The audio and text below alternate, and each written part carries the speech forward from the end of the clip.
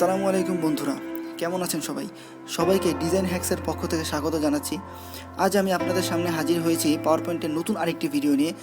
আজকের ভিডিওতে আমরা দেখব ক্রিয়েটিভ স্লাইড মেকিং, যেটা আপনারা ভার্সিটি অথবা অফিসের বিভিন্ন প্রেজেন্টেশনে ইউজ করতে পারেন। তো ভিডিওটি শেষ পর্যন্ত দেখতে থাকুন, তাহলে চমকপ্রদ একটি স্লাইড তৈরির কাজ আপনিও শিখে ফেলতে পারবেন।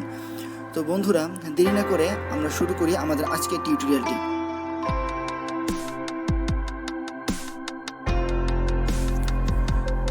তো বন্ধুরা, প্রথমত আমরা যেটা করব, আমাদের ডিজাইন অপশনটিতে গিয়ে ব্যাকগ্রাউন্ডের কালারটি চেঞ্জ করব।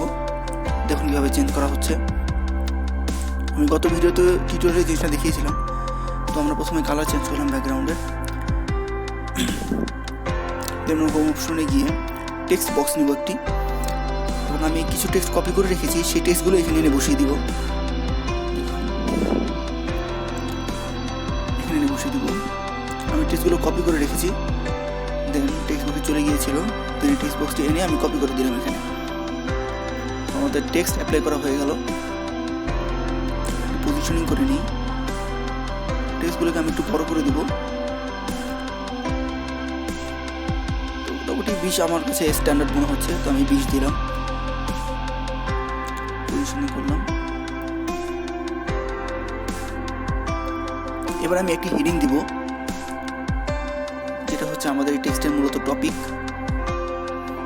সরি, আমাকে টেক্সট বক্স নিতে হবে। আমি অবজেক্ট নিয়েছিলাম, তো আমি একটা টেক্সট বক্স নিয়ে এখন আমাদের হেডিংটা দিব। আমাদের হেডিং হচ্ছে কর্পোরেট সোশ্যাল রেসপন্সিবিলিটি।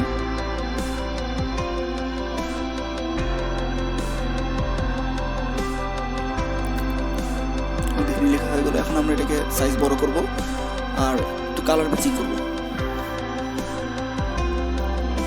দেখুন কিভাবে কাজটি করা হচ্ছে।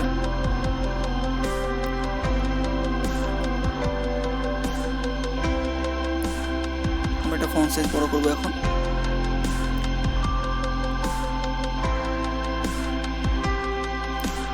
টা মোটামুটি ম্যাচিং করছে।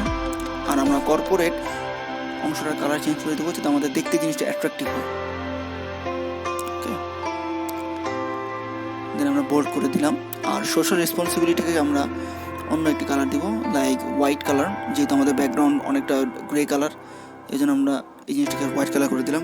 দেন এবার হচ্ছে আমাদের মূল অ্যাট্রাকটিভ অংশ, যেটা আমরা এখন দেখাবো। তার আগে আমরা একটু পজিশনিং করে নিচ্ছি। ওকে, ডান। এখন আমরা একটু অবজেক্ট নিয়ে নিই। দেন আমরা এটা শেপ চেঞ্জ করব। করার পর এটাকে আমরা পজিশন করব এখন। ওকে, পজিশন হয়ে গেল। দেন আমরা এটাকে কন্ট্রোল দিয়ে ডুপ্লিকেট করব। পজিশনিং করার পর পজিশনিং হয়ে গেল, কন্ট্রোল দিয়ে ডুপ্লিকেট করলাম। দেন এটাকে আরেকটু বড় করব এটার চেয়ে। ওকে, এটা মনে হয় ঠিক আছে। দেন আবার কন্ট্রোল দিয়ে ডুপ্লিকেট করলাম। এটাকে আরেকটু ছোট করলাম, পজিশনিং করলাম। দেন আরেকটি কন্ট্রোল দিয়ে ডুপ্লিকেট করলাম। ওকে, মোটামুটি আমাদের শেপ নেওয়া শেষ, পজিশনিং করাও শেষ। দেন আমরা সবগুলোকে সিলেক্ট করে শিফট দিয়ে সিলেক্ট করে কন্ট্রোল জি দিয়ে আমরা গ্রুপিং করে ফেললাম।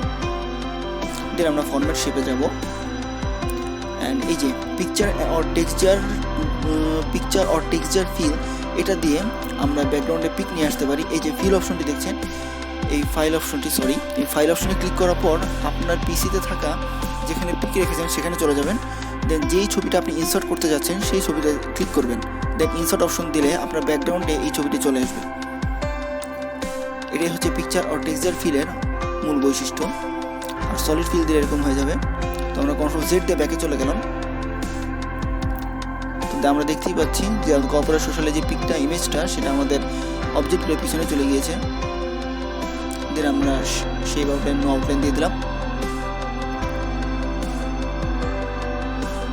ওকে বন্ধুরা, আমাদের লেখা complete, heading complete, image insert complete. Then আমরা এটাকে আরেকটু সুন্দর করতে পারি, লাইক আমরা অবজেক্ট নিয়ে আমরা উপরে অংশ আর ডান দিকের অংশকে ঢেকে দিতে পারি।